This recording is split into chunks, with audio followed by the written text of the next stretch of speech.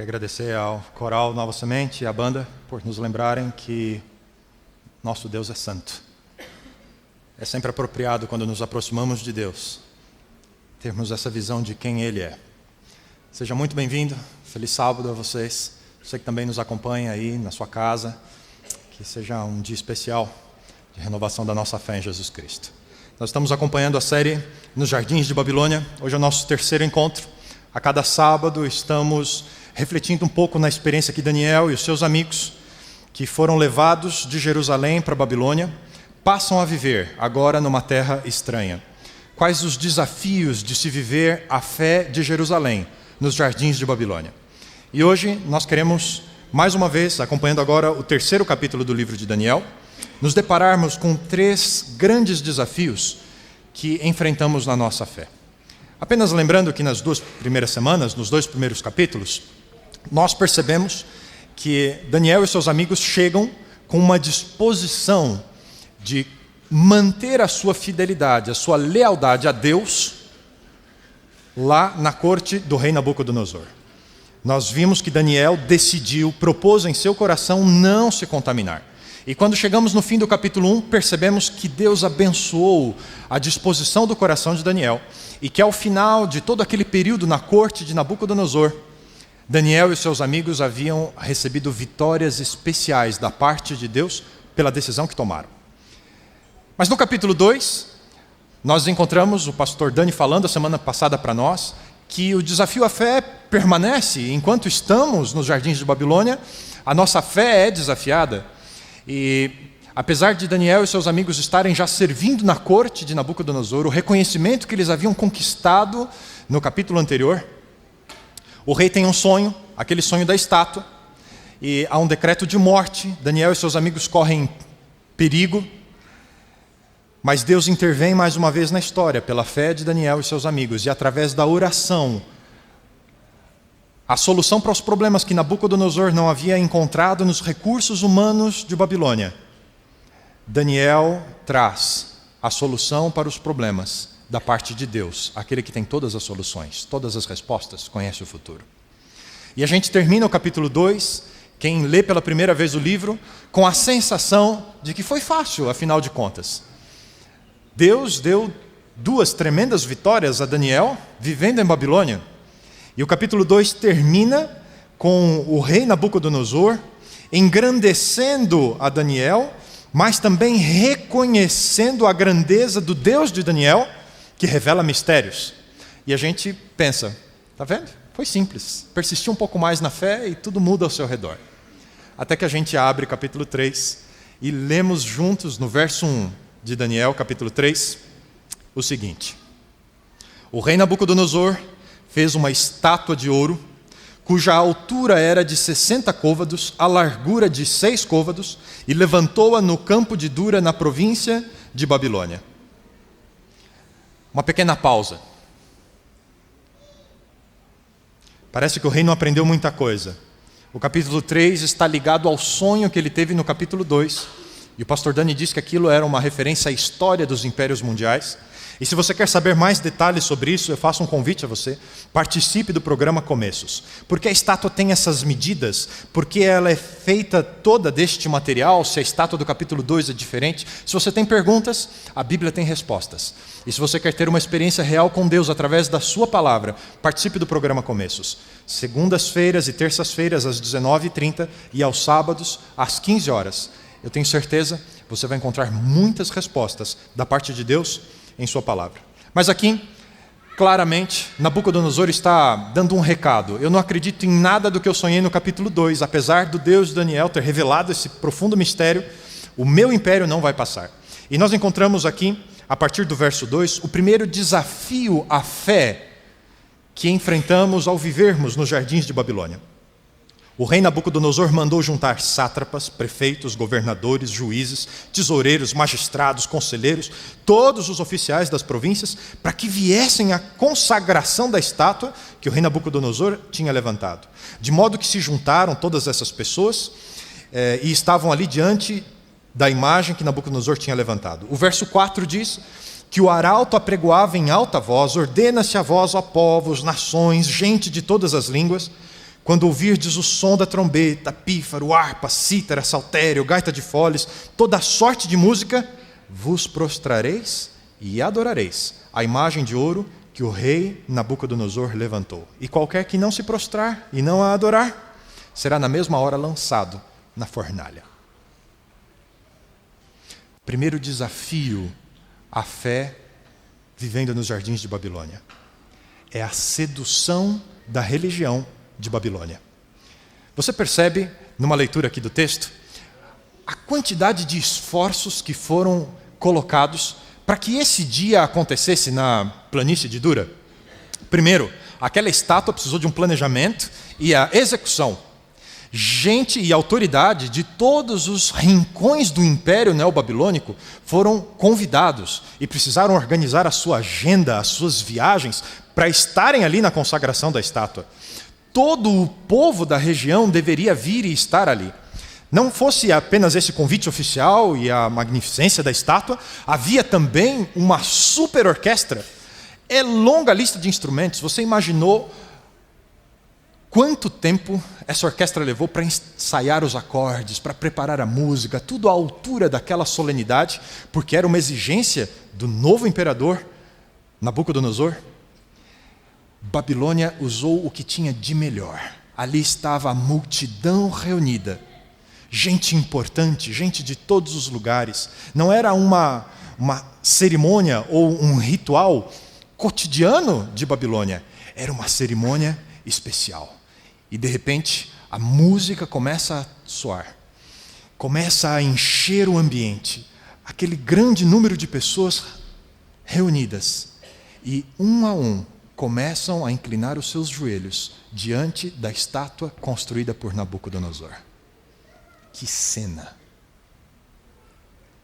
O auge do poderio e da superioridade de Babilônia sobre todos os povos.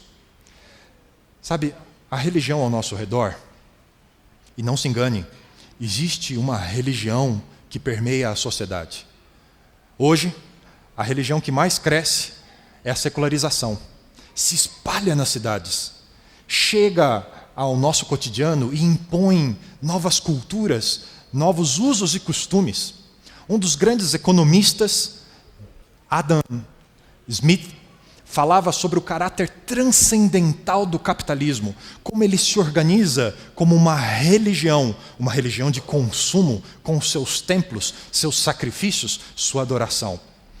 O costume ao nosso redor vai se formando numa grande religião, que a semelhança de Babilônia antiga nos seduz para os encantos da sua religião.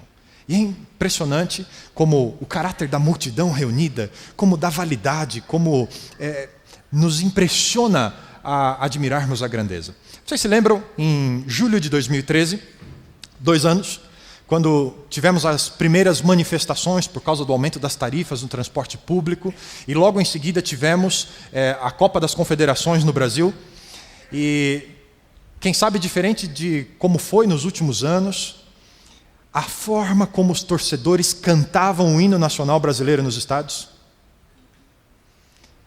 De assistir do outro lado da televisão, a gente já sentiu o impacto de a música acabar e a multidão expressando a sua admiração por essa pátria tão sofrida, na mão de governantes que nem sempre fazem o que precisariam fazer. Aquilo contagia e mexe com o orgulho da gente, o orgulho de ter nascido nesse chão, nesse solo, e de querer o melhor para o nosso lugar. Esse era o sentimento que ia no coração de cada uma daquelas pessoas reunidas diante da estátua de Nabucodonosor. Mas 3 jovens, Sadraque, Mesaque e Abednego, ao observarem as pessoas se ajoelhando diante da comemoração, diante da consagração da estátua, precisam mais uma vez renovar a decisão que haviam feito lá atrás, quando chegaram em Babilônia. Se ajoelhariam com a multidão ou permaneceriam em pé, em honra ao Deus do céu? Sabe, eu e você, muitas vezes precisamos fazer esse tipo de decisão. Precisamos julgar aquilo que a multidão faz ao nosso redor e decidir se aquilo é da vontade de Deus ou não para a nossa vida. Talvez você olhe e diga: Todo mundo aí fora hoje faz isso, por que não vou fazer? Talvez você queira um critério melhor? Não. Cristãos, de forma geral, fazem essas coisas também. Por que não fazer? Talvez você queira melhorar ainda o padrão e diz, eu já vi pastor fazendo essas coisas.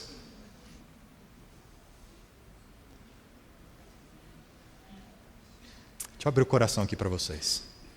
Eu conheço muito bem as orientações de Paulo, dizendo que os líderes da igreja deveriam ser um exemplo para os fiéis. O próprio Paulo chega a afirmar em outro momento no Evangelho, sejam meus imitadores, como eu sou imitador de Cristo.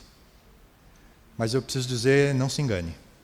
Líderes religiosos também têm a natureza pecaminosa e também convivem com as suas limitações em viver a plenitude do reino de Deus. E talvez se você olhar para mim ou para um outro pastor, em alguns momentos você vai se frustrar. Não sei se eu conto isso.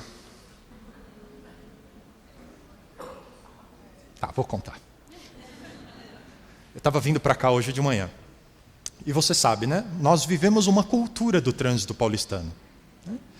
E para variar, o caminho que eu sempre faço, um caminho por dentro dos bairros, que não pega as grandes avenidas, um caminho para ser mais rápido, para você chegar a tempo no seu compromisso. Tinha uma obra e o marronzinho da CET estava só dando multa, não estava orientando o trânsito. Eu resolvi desviar o percurso. E por dentro do bairro, você sabe, não tem pista com várias faixas. Eu estava atrás de 2 lerdos.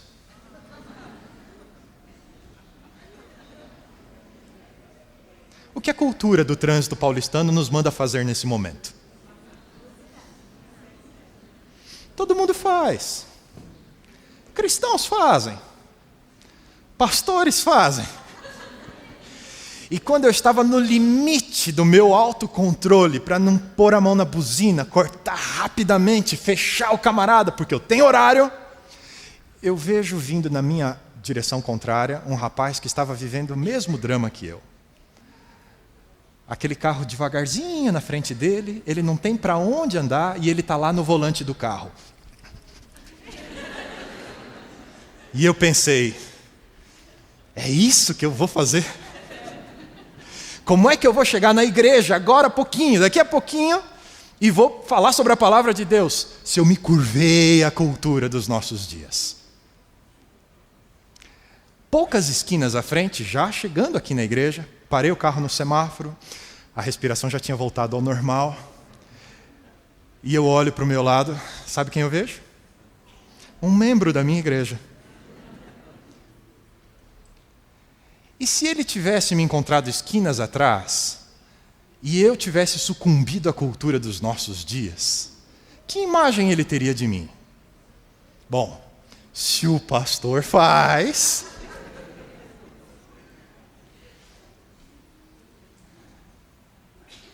Nós precisamos ter um padrão para as decisões que tomamos. E esse padrão tem que ser a palavra de Deus. Não o que a cultura ao nosso redor diz que é permitido ou que é normal. Ou mesmo pessoas a quem admiramos. Babilônia vai tentar nos seduzir com os encantos de sua religião. Aquilo que é normal, aquilo que agrega às pessoas. Mas eu e você temos uma decisão a fazer. Agora, o segundo desafio que encontramos aqui no texto os 3 amigos não se curvaram. No verso 9, o pessoal lá do dedo duro chegou para o Nabucodonosor e disse: Rei, você deu uma ordem, um decreto, todo mundo tinha que se ajoelhar quando ouvisse a música. No verso 11, quem não adorasse ia ser lançado na fornalha de fogo ardente. E o verso 12, tem 3 homens que o Senhor constituiu sobre a província aqui da Babilônia, e eles não fizeram caso da tua ordem, não se ajoelharam. Segundo desafio, de manter a fé nos jardins de Babilônia. Quando a sedução da religião não alcança o seu objetivo de rompermos a nossa lealdade com Deus, Babilônia vai usar o poder da sua religião para confrontar os nossos princípios e valores. Nabucodonosor pede para que os homens sejam chamados, e os 3 estão agora diante do rei Nabucodonosor. E com um detalhe, O verso 13 disse que Nabucodonosor, com ira e furor, mandou chamar os três. Você imaginou o homem mais poderoso do mundo, o dia que ele acorda com ira e furor? É como aqueles filmes dos anos 80, que o presidente dos Estados Unidos tinha um botão que piscava na frente dele, e que se ele apertasse aquele botão, o mundo acabava. Já pensou se o Ronald Reagan acordasse um dia com ira e furor? O tamanho do poder por detrás de uma autoridade. Segundo desafio, quando o poder da religião de Babilônia nos confronta com a sua autoridade. Nós vivemos num país com relativa liberdade religiosa. Mas se você observar as notícias, cristãos em outras partes do mundo, gente que como eu e você decidiu seguir Jesus Cristo, tem enfrentado a ira e o furor da religião de Babilônia. Gente que tem sido perseguido. Há 2 anos, nós tivemos um pastor e um membro de nossa igreja em outro país que foram presos injustamente. A igreja se mobilizou numa corrente de oração. Esforços foram feitos para que as autoridades do país libertassem os dois. Infelizmente, apenas o pastor foi liberto. Nosso irmão permaneceu injustamente preso. Quando temos que enfrentar as autoridades, Jesus nos advertia sobre isso. Mateus, Evangelho de Mateus capítulo 10, versos 16 a 18. Jesus diz o seguinte: Eu vos envio como ovelhas ao meio de lobos, portanto sede prudentes como as serpentes e simples como as pombas. Acautelai-vos, porém, dos homens. Eles vos entregarão aos tribunais, vos açoitarão nas suas sinagogas e sereis conduzidos à presença de governadores e de reis, por minha causa, para lhes servir de testemunho a eles e aos gentios. Mas, quando vos entregarem, não fiqueis preocupados como ou o que haveis de falar. Naquela mesma hora vos será concedido o que haveis de falar, pois não sois vós que falareis, mas o Espírito de vosso Pai é quem fala em nós. Jesus está dizendo que eu e você, ao vivermos nos jardins de Babilônia, ao sermos enviados ao mundo, somos enviados como ovelhas no meio de lobos. Não estamos a salvo aqui. Por mais que a gente queira construir uma redoma de segurança e felicidade ao nosso redor, não estamos a salvo. E eu preciso ser honesto com você e abrir o meu coração a você. Uma preocupação de um coração de pastor para você. Se a sua vida cristã é um mar de rosas, se você, fazendo uma análise da sua vida, não identifica momentos em que você foi constrangido em sua fé, você teve dificuldades de ser um cristão, de seguir Jesus Cristo, eu preciso fazer um convite a você. Pare nesse instante e comece uma reflexão na sua experiência com Deus. Porque Babilônia começa a usar o poder da religião para confrontar a nossa fé só quando a sedução da religião não faz efeito. Sabe o que eu estou dizendo? É que quando um cristianismo é muito light, talvez estejamos caindo nos enganos e nas armadilhas da sedução da religião de Babilônia. Por isso, ela não tem necessidade de usar os poderes e a ameaça contra a sua experiência de fidelidade a Jesus Cristo. Foi Jesus quem disse: envio vocês ao meio de lobos. Sabe, muitas vezes a nossa fé é desafiada quando somos confrontados. Enquanto temos liberdade, apesar da cultura ao nosso redor, tomamos decisões ao lado de Deus.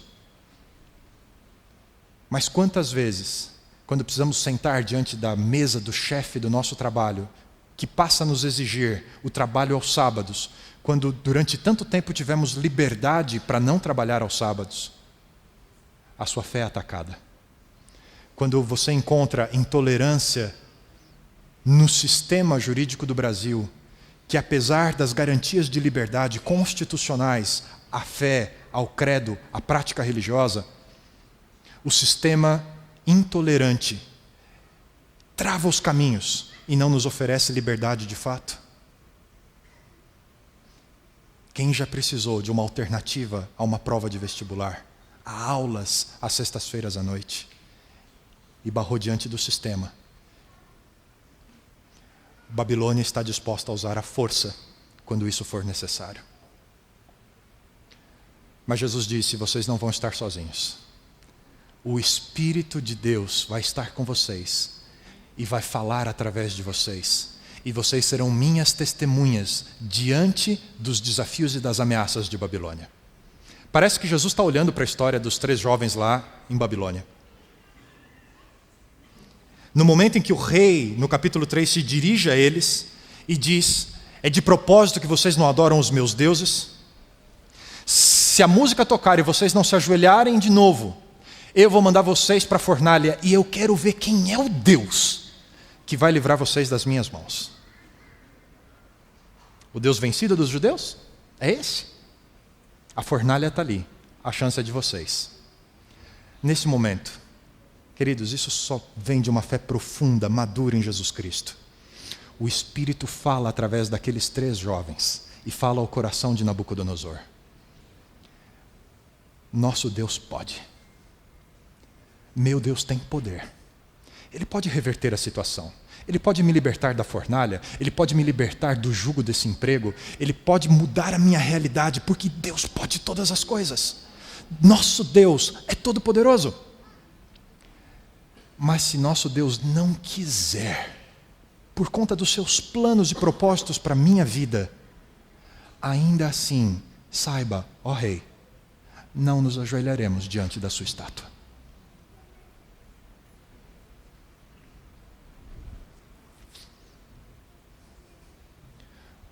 O Espírito tem falado através de você, quando você se defronta com o poder da religião de Babilônia. Deus tem fortalecido a sua fé nos momentos que você passa junto com Ele, para estar firme, em pé, em honra e glória a Deus do céu, quando o poder de Babilônia se junta contra a gente. Terceiro desafio, a fé. A música tocou, eles não se ajoelharam, e ali estava a fornalha, acesa, redobrada na lenha, pronta para receber aqueles jovens. Eles são enviados para a fornalha. Pastor, o que adiantou ficar de pé? A fornalha veio. E eu preciso dizer para você, terceiro desafio, a fornalha por vezes virá na nossa experiência. Quando as ameaças, o constrangimento não for suficiente, Babilônia vai se organizar contra a nossa vida e as fornalhas serão acesas para mim e para você. Mas eu acho que aqueles jovens já tinham ouvido as palavras de Jesus, porque no capítulo 10, esse mesmo capítulo que estamos lendo aqui de Mateus, Jesus diz no verso 20, não temais os que matam o corpo, mas não podem matar a alma. Temei antes aquele que tem poder para matar e fazer perecer no inferno tanto a alma quanto o corpo. A fornalha é o limite da religião de Babilônia. E o limite é assim, quando você chegou no limite, acabou. Tudo o que eles podem fazer é isso. O máximo que eles podem fazer, o máximo que no grande conflito a religião de Babilônia pode fazer contra nós, é tirar esta vida. Mas a vida eterna é nossa em Cristo Jesus. Você já se sentiu diante da morte ao fazer escolhas ao lado de Jesus Cristo? Talvez os momentos que mais me marcaram. Sabe, pastor, não tem muito risco a vida assim, né? Não vai em balada, não tem um monte de amigo bêbado, né? Não morre dessas coisas, né? Os amigos que eu conheço, o maior risco para pastor é acidente de carro mesmo. E eu me lembro, nas férias que eu estava com a minha família no Rio Grande do Sul, e naquele período de férias eu comuniquei meus pais, meus avós lá, eu vou voltar para São Paulo e eu vou ser um pastor. Eu vou fazer teologia. Tinha 19 anos, e eu me lembro, no caminho de volta, meu pai já tinha dirigido a quase Curitiba, paramos um momento no restaurante, e antes de voltar, o pai disse, filho, estou um pouco cansado, você não quer dirigir um pouco? Faltavam poucos quilômetros até Curitiba, falei, tá bom pai, e assumi o volante. Em menos de 15 minutos da parada na estrada, eu senti a traseira do carro começar a dançar. Era uma pista simples, a BR-116, não havia sido duplicada ainda. Vinha um caminhão na direção contrária e o carro começou a girar na pista. Girou a primeira vez, bateu no barranco e voltou, e o caminhão vindo. Girou a segunda vez, bateu no barranco e voltou, e o caminhão passou. Girou a terceira vez e parou no barranco. A vida é feita de interpretações. Você precisa interpretar a vida ao seu redor. E eu tenho plena certeza de que aquele evento era um atentado contra a minha vida pela decisão que eu havia feito de me entregar ao ministério de Cristo Jesus. Sabe por que eu sei disso? É porque quando eu comecei a faculdade, já casado, com a Paula, a Melissa, recém-nascida, estávamos voltando de São Paulo para a faculdade, um domingo à tarde. Havia chovido, esperei a chuva passar, dormi um pouquinho na casa do meu sogro e da minha sogra. Quando acabou a chuva, pegamos a estrada. Fernão Dias já estava seca. Mas um pouco antes de chegar em Mariporã, havia uma imensa poça d'água na pista em que eu estava. Um ônibus muito grande ao meu lado. Eu não tinha como desviar o caminho. Mais uma vez, o meu carro rodou 1, 2, 3 vezes, batendo no concreto e voltando, e o ônibus ao meu lado. Pela segunda vez, eu vi a minha vida em risco, ao ter decidido seguir o plano de Deus para a minha vida. A fornalha, por vezes, vai vir. E eu e você precisamos decidir se vamos permitir que Jesus Cristo esteja ao nosso lado, que fortaleça a nossa fé, que nos ajude enquanto estamos no meio do fogo. Quem é seu Deus quando você está no meio da fornalha? É o mesmo Deus que estava com os 3 jovens no final do capítulo 3. Nabucodonosor olha a cena e pergunta àqueles que estão com ele: não jogamos 3? Como tem uma 4ª pessoa lá dentro? Um semelhante ao Filho dos Deuses. Um século antes, Isaías havia escrito sobre a experiência do povo de Deus no exílio. E no capítulo 43, ele registra a promessa de Deus aos seus filhos vivendo em Babilônia. Mas agora assim diz o Senhor que te criou, ó Jacó, que te formou, ó Israel: não temas, porque eu te remi, chamei-te pelo teu nome, e tu és meu.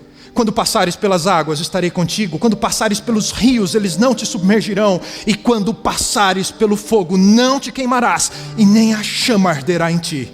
Pois eu sou o Senhor, o teu Deus, o Santo de Israel, o teu Salvador. Dou o Egito por teu resgate, a Etiópia e Seba por ti, porque és precioso e honrado aos meus olhos, e porque eu te amo. Deus se compadece dos seus filhos. E se hoje você está vivendo a fornalha da sua experiência, o maior desafio à sua fé, Deus está aí com você. Pode ser que Ele livre você. Pode ser que Ele traga a paz que você precisa nesse momento. Pode ser que a semelhança daqueles 3 jovens, nem cheiro de fumaça se impregne nas suas roupas. Um fio do seu cabelo fique chamuscado. Nada. Mas se eu e você tivermos que descansar em honra à fé em Jesus Cristo, como milhares dos nossos irmãos fizeram isso ao longo dos séculos, mártires, o sangue que clama debaixo do altar, vindicando justiça, um dia Jesus Cristo vai pôr fim a todo o poder de Babilônia. Afinal de contas, esse é o limite deles. Podem tirar a vida do corpo, mas não podem tirar a nossa vida eterna em Jesus Cristo. Console-se com as palavras de Jesus. Não permita que as tristezas, que as perdas, que as fornalhas da vida façam você se ajoelhar diante da religião de Babilônia. Deus vai estar com você. Talvez você sinta os seus braços cansados, sem força para remar. Mas, amigo, paz de verdade só existe para nós do outro lado do rio, na cidade de paz, em Jerusalém. Só quando voltarmos para casa é que todo sofrimento, toda tristeza, toda dor, toda lágrima deixarão de existir. E Jesus Cristo vai se lembrar dos seus filhos, vai se lembrar de mim e de você quando vier com o seu reino, para nos trazer definitivamente para o outro lado do rio. enquanto cantamos essa música, você não quer, numa reflexão de coração aberto, pedir para Deus: Senhor, me ajuda a chegar lá, fortalece a minha fé, eu quero atravessar essas águas e confio na tua promessa, não serei engolido por elas, mas vou atravessar este rio e serei recebido em casa. Você canta com a gente?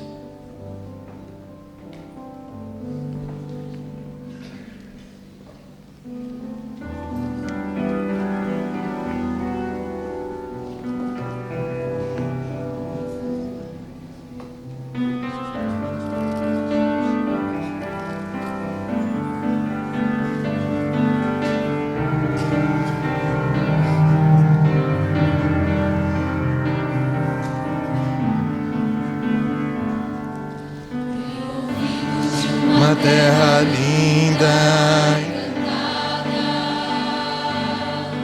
de um lugar onde a felicidade é total.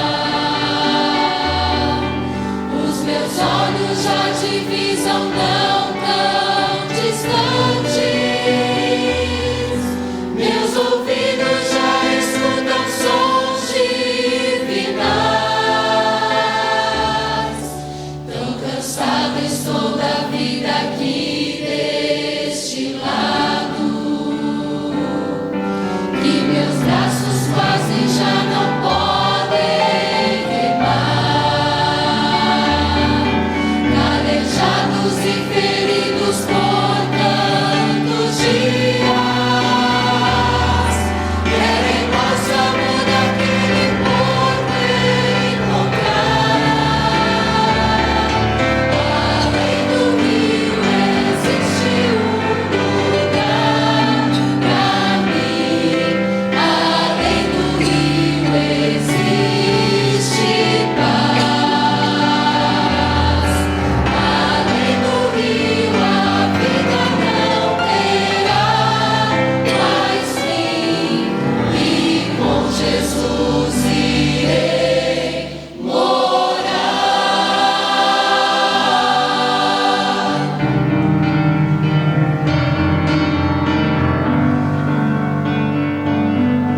Tenho já sonhado com aquelas moradas que olho algum aqui não viu e nunca verá. Tem beleza incapaz de ser comparada, pois a glória do Senhor presente está. Muito mais bonito que o sol no poente, ou a gota d'água em prisma como um cristal. É o encontro de irmãos de fé redimidos. Compensou viver, lutar, vencer afinal. Além do rio existe um lugar pra mim. Além do rio existe paz. Além do rio a vida não terá mais fim. E com Jesus irei morar.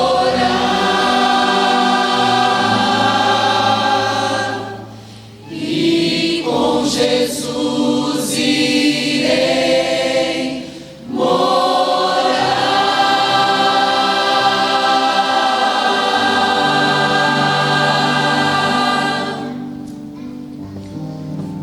ainda em Mateus capítulo 10, Jesus disse: odiados de todos sereis por causa do meu nome, mas aquele que perseverar até o fim, esse será salvo. E quando vos perseguirem nessa cidade, fugi para outra. Em verdade vos digo que não acabareis de percorrer as cidades de Israel até que venha o Filho do Homem. O dia em que Jesus vai aparecer nas nuvens dos céus, de acordo com a mensagem da Bíblia, de acordo com as revelações do Apocalipse, serão dias de muito luta, dificuldade, sofrimento para aqueles que querem manter a sua fé em Jesus Cristo. É só o que nos espera até lá, da parte de Babilônia. Mas da parte de Deus, aí sim, uma música que não pode ser igualada à música de Babilônia. O encontro que não pode ser comparado à convocação do rei Nabucodonosor. O verdadeiro príncipe dos príncipes, rei dos reis e senhor dos senhores, assentado nas nuvens dos céus, para pôr fim a todo o poder de Babilônia.